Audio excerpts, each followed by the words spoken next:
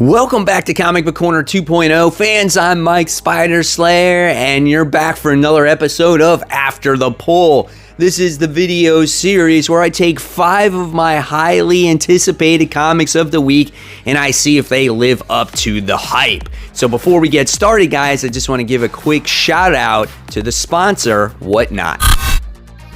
So you've been on the fence about downloading the Whatnot app? Well, why not take advantage today? I'm going to leave you a link in the description box below that's going to save you $15 off your first purchase. All you got to do, download the app absolutely for free. Create a profile absolutely for free. Buy something, and then when you go to checkout, use that link and it's going to save you $15. So if you're looking to get that comic book, those sports cards, those records, those Hot Wheel cards, those action figures, whatever it is you want on Whatnot, you can use that code. So save that $15 today. Kicking off this countdown at number 5. Will it stay at number 5? I don't know. We have Deadpool issue 1. And now, the character for me is kind of a cool concept, but I don't like him because he's so over the top. The personality is just like always in your face, and it's just like he doesn't let up, and it just gets annoying at times. But we have a new writer, Alyssa Wong, on the title, so I was like, why not try this book out and let's see if something changes, right? Now, I didn't hate this book because it had Spider-Man characters in it. It had like Carnage, it had like symbiotes, it had Dr. Octopus. So this kept me intrigued and wanting to read issue 2, right? And this comes from the pages basically of Absolute Carnage. And so I thought, wow, I mean, that's kind of interesting that Alyssa Wong went there with the symbiotes and Spider-Man characters right from the start. And this book is like an X book, right? So I thought it was kind of cool. So the book it opens up and we get to see Deadpool. He was drugged out of his mind. He's captured by some kind of vines, and he's dealing with the character of the Harrower. And she's kind of like a Poison Ivy-like character, right? And it's just like, oh man, do we have to deal with this like wannabe character? But her thing is she took a piece of the symbiote that was in Absolute Carnage and she wants to make it her own symbiote, a Carnage like type of symbiote. So what she does is she infuses it into the body of Deadpool. And I was like, wow, that's interesting, because all of his regenerative cells can, you know, heal or make this symbiote at a much faster rate. In the meantime, we get to see a job that Deadpool was doing. He was hired to actually go kill Dr. Octopus. So you get that side story going on as well. So I thought that was kind of cool. You get to see him leading up to the point of, you know, trying to find out where Dr. Octopus is, and, you know, him being a mercenary, putting things together in, you know, his own way. His personality at times was annoying, but it wasn't to the point where it was like unbearable, right? And we get to see basically Deadpool in this issue just being tortured by this symbiote that is growing inside of his body. And by the time you wind up getting to the end of his issue, after he does escape the clutches of the Harrower, that symbiote is growing, and then you get to see it basically hatching out of his body. And that was kind of gross and, you know, quite interesting. I was like, wow, this is weird. You get this big hand popping out of his chest. It was kind of like an alien situation, right? Where it's just like, oh, the alien's popping out. But yeah, you get to see the hands coming out and stuff like that. And that's kind of how it ended. And I was like, okay, I mean, that's not horrible. It's not a bad story. It's definitely a better number 1 issue than I read in some of other Deadpool books. Like I think Kelly Thompson wrote it when he was like the King of Monsters and stuff like that, and Bocciolo was the artist. I thought the artwork was pretty good in this, so I think I'm gonna read issue 2 of Deadpool. So I'm curious to hear what you guys think about this book. Hitting that 4 spot, we have the return of Dark Knights of Steel, issue 8 of 12. My gosh, it's been a while since we actually had an issue of this, but in this book, when you're reading it, the tensions build from the beginning pages all the way to the end, and then that last page, you are just jaw dropped. You couldn't believe that that's what happened, and it does lead to an all-out war, which you're going to start to see in issue 9, and I think blood will be shed all over the place. And that's what Tom Taylor does best in these Elseworld tales. You just never know what's going to happen, right? So let's check out this book. So what happens? So we get a couple panels here with the Joker Lantern. And we have Constantine here, who is the one that wants this war because, you know, his king was killed, and no matter what, he feels like he can't trust anybody. So again, he wants this war to happen. What was really good about this book, especially in the beginning of it, and you get this really good emotional moment, is when you get Oliver and Dinah meeting for the first time in prison with each other, and they're trying to explain to each other like what their powers are, and how Dinah's powers are like the scream power, and how she can just kill anybody with her scream. Very interesting stuff. I love the interactions between those two characters. So well done. And then as you head towards the middle of this book, we get to see like one last ditch effort of kind of like a peace treaty. And certain parties want certain things in order for this treaty to actually happen. And it just never seems like they can quite agree. But like I said, as you're reading this, you can feel the tensions build. So really, really good here. And then what happens as we go through the issue and we come towards the end of it, we wind up seeing, we have Wonder Woman and Zala, who is Supergirl in this series. They're working together to try to, come up with a solution to this war as well. Jacob, who is Black Lightning's son, who came back alive, has these powers now to make Supergirl's lungs like rain inside of her, so fill up with water, and he uses that, and you get to see Supergirl basically dying in this issue. She's basically throwing up water. She can't get she's drowning. She's just drowning. That's basically what's happening. And then what happens is the spell was broken due to interference of the Queen from the House of El. And what happens is it looks like they're going to shake hands and there's going to be peace. But yeah, that doesn't happen because all of a sudden she uses her heat ray vision to slice Wonder Woman's mom in half. And you're just like, oh my God, holy cow, did that just happen? And when you're the reader of this, you're just looking at the detail of this and you're like, holy crap, man, the elves can do some serious shit to these people, and I cannot wait to see what happens in the next issue. My only downfall with this is that, it took a little while to get this issue out, and I don't like when series like this take delays because then it ruins the momentum of the book and you tend to forget what happens, right? But again, by the time you got to the end of this, you're just like, man, give me issue 9.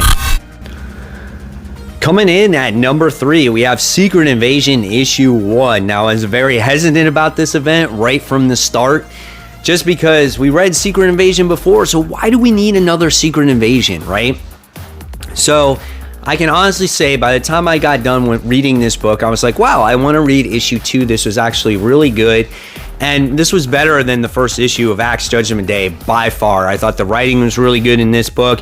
And this is a cool story about Nick Fury telling Maria Hill that he went to go visit this family's house because there was a supposed Skrull that wound up dying in the family's house, posing as the husband, right? And that the wife is grasping onto straws, sitting there going, well, my husband is still out there. He's not actually dead. And the Skrulls hid him somewhere. And so this was all a ploy to get Nick Fury to get to the Skrulls so the Skrulls can kill him, because the Skrulls were actually posing as the family and the husband was the one that was actually dead. And it was cool seeing this story transpire because you see Nick Fury telling this whole thing to Maria Hill. But the interesting thing is that Nick Fury was not Nick Fury in this book. He was actually a Skrull as well, and Maria Hill caught on to this. And she wound up capturing him, and there was a whole bunch of other Nick Furies out there as well, posing as Skrulls, so you wouldn't know which one was the right one. And this was definitely an interesting story. And then you wind up getting Maria Hill notifying the Avengers in this book about the Skrulls possibly coming to Earth once again to do another invasion. And it was fun because they created a danger room, kind of like the X-Men, so you got to see them training against these fake Ultrons. And when they get the call and they go into, to disperse from the danger room and start getting ready or whatnot, we wind up seeing that there is a Skrull within the Avengers, but you don't know who it is.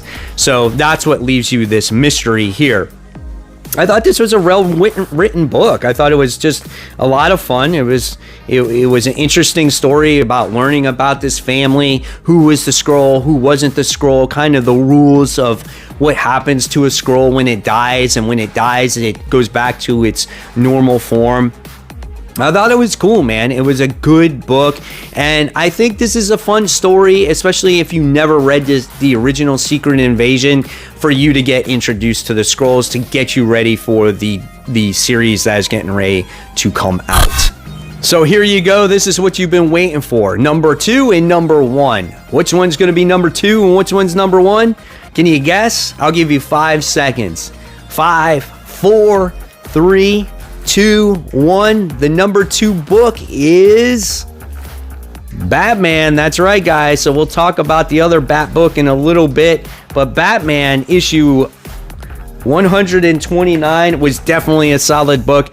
If it was not for Batman and the Joker, the Deadly Duo, this would have gotten number 1 again, but that book was awesome. But let's talk about this one, because this one was really good too, as we get to see the continuation of Failsafe here trying to go after Batman. He's going to do whatever it can to destroy him, and you get to see how tough the robot is once again. I feel like he's taking on more of like an Ultron form. He's very smart. He knows how Batman thinks, because basically he is Batman. He's a robotic version of the character.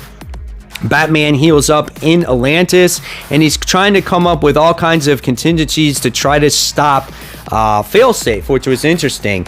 He winds up going to the Watchtower, and he tries to battle Failsafe in space, which I thought was so neat, man. I mean, you want to talk about desperate times comes for desperate measures here. I thought that was so cool. And you get just to see Batman, which I thought in this issue he was going to take control, and he doesn't quite do it. He comes up with this gun, he shoots through his outer shell, then he goes into this teleportation device that will transport Failsafe to a different place. Like, he's doing anything and everything to try to stop him. Nothing truly works. But again, this cool thing was him going in this transportation device, and it keeps him safe, but it transports Failsafe to a completely different space, right? So that was really awesome. But then there is no spaceship to pick up Bruce Wayne or Batman, and now he's hurtling in space somewhere, and it's just like, oh man. And all he has is his oxygen mask. Who's gonna come save him? I think I know who it is. I think Superman has recovered from his injuries, and he's gonna wind up saving him. But it's just a cool ending to the issue. Definitely a fun cliffhanger. Kind of more of the same, obviously, Failsafe battling Batman here, and you kind of want to know, okay, well, how is Batman going to prevail? How is he going to defeat this robot?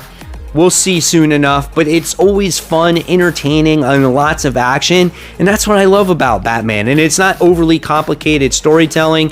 The one thing I did miss is we did not get Tim Drake in this issue, and I think he's been an excellent sidekick for Batman in this series so far. If you haven't read it, I don't know where you've been, but it's been super good. So like mentioned early, Batman and the Joker, the Deadly Duo, issue 1 is number 1 this week. This book is a long time in the making, and it was so well done. I loved every single page of it, the way it was drawn, the way it was written, so well done. My hat's off to Mark Silvestri here, as this felt like an old school Batman comic book.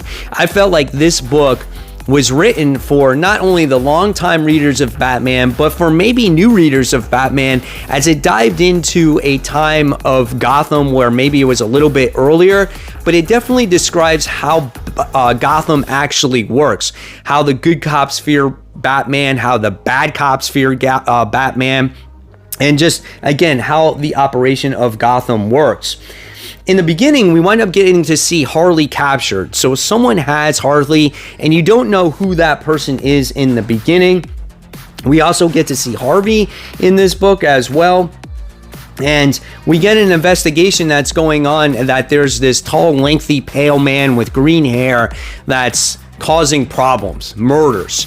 And Batman goes to investigate, and it's not Joker. You would think that it's Joker, but it's not him, because it's not the way Joker operates. So Batman is doing this investigation, right?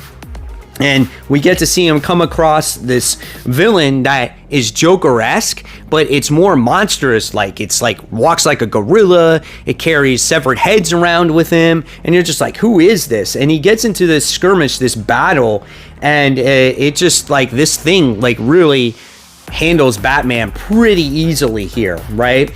Batman figures out a way to stop this thing temporarily. It goes running, and as the issue progresses, you get to see Batman really go, you know, kind of face to face here with the Gotham PD. You get to see how he just does not get along with them. And again, this is going back to a simpler time. This is really good because I feel like for new readers, you may not have gotten this in the past. So if you're new to Batman and never really read Batman comics, this is, I think, is a good jumping on point to understand how the world of Gotham actually works.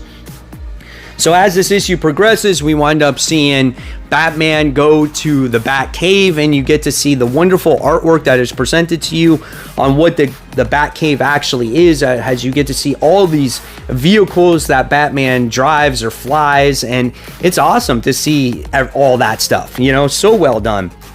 And the cool thing is we get to see Joker meet face to face with Batman. He explains to Batman someone has been captured, which is Harley, and he wants her back. And we get to see this relationship develop between these two. Batman's not happy about it. He spits in his face, but it looks like these two are going to be working together. And I thought it was really a lot of fun. I loved every single bit of this book. It just reminds me of a more simpler Batman, how Batman operates. He's still got his money, he's still got his toys. You can feel that tension between him and Joker. Definitely a great book this week. I can't wait for issue 2. Now, will Batman and the Deadly Duo hold on to that #1 spot? Well, we'll find out. I still got some books to read here. I got Born of Blood, issue #2. Surprisingly good series. Behold of Behemoth. This is issue 1. We have She-Hulk, issue 7. We have the Tiger Division, issue 1. We have Hulk, issue 10. And we have the Punisher, issue 7. I don't know. It's going to be hard to beat Batman. That was a really good book. So, guys, if you love this video and you want to see everything that I picked up this comic book week, check out my latest comic book haul for New Comic Book Day.